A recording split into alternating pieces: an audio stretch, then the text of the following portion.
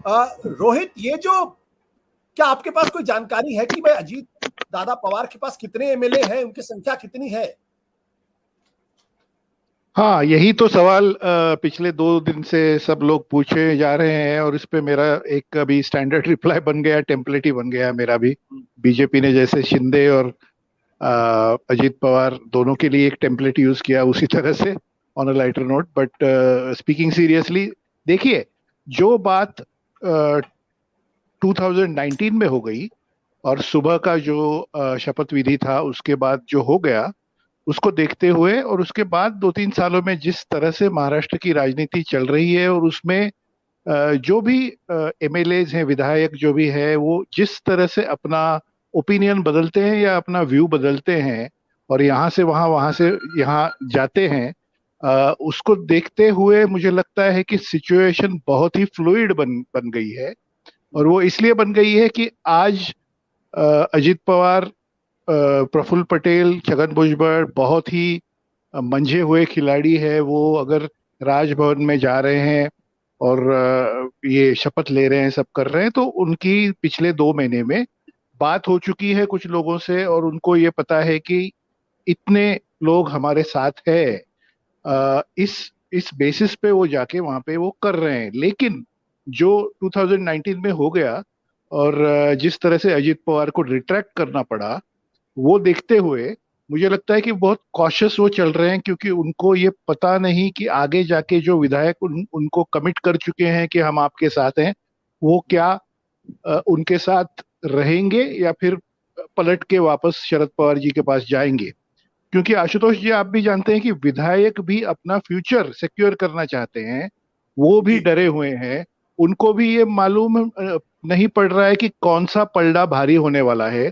उनको कहीं कहीं तो ये पता चल रहा है कि महाराष्ट्र में एक थोड़ी सी एंटी बीजेपी वेव चल रही है।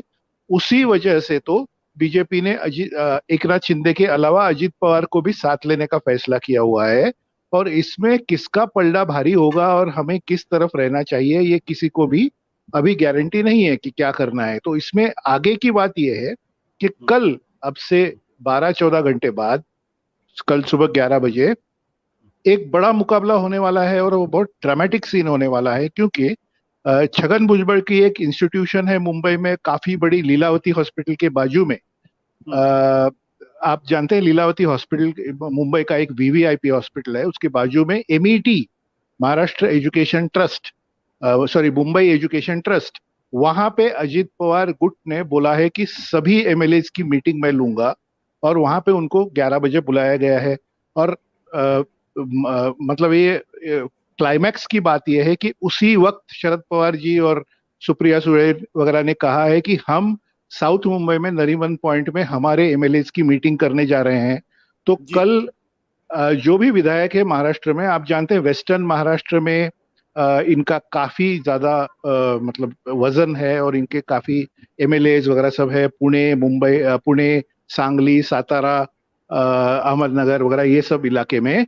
यहाँ से जब विधायक निकलेंगे इस मीटिंग के लिए, तो अभी भी मैं एक गारंटी के साथ बता सकता हूं कि उनका डिसीजन ये नहीं हुआ है कि हम बांद्रा में जो है लीलावती हॉस्पिटल के बाजू में जो एमईटी में अजीत पवार जी का मीटिंग हो रहा है, वहां पे जाए, या नरीमन पॉइंट में वाईबी चौहान सेंटर में शरद पवार जी के साथ जाएं। क्योंकि अपने कॉन्स्टिट्यूएंसी में चेक कर रहे हैं, मीडिया को चेक कर रहे हैं, सोशल मीडिया में चेक कर रहे हैं, काफी टेंशन में लोग हैं, और उनको समझ नहीं आ रहा कि अपनी एसयूवी किस तरफ घुमाएं और कहाँ पे पहुंचे, क्योंकि दोनों चीज एक ही समय हो रही है।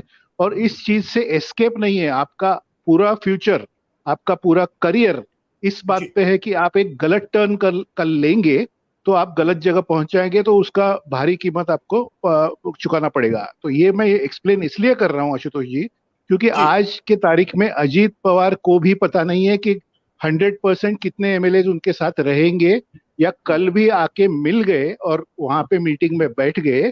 तो जिस तरह से महाराष्ट्र की राजनीति पिछले 1-2 साल में हमने देखी है, उसको देखते हुए कल 5 तारीख है, और 17 तारीख को महाराष्ट्र असेंबली का सेशन शुरू होने वाला है। तो अजीत पवार, प्रफुल्ल पटेल और ये सब लोगों को ये गारंटी नहीं है कि 5 से 17 के बीच क्या होगा।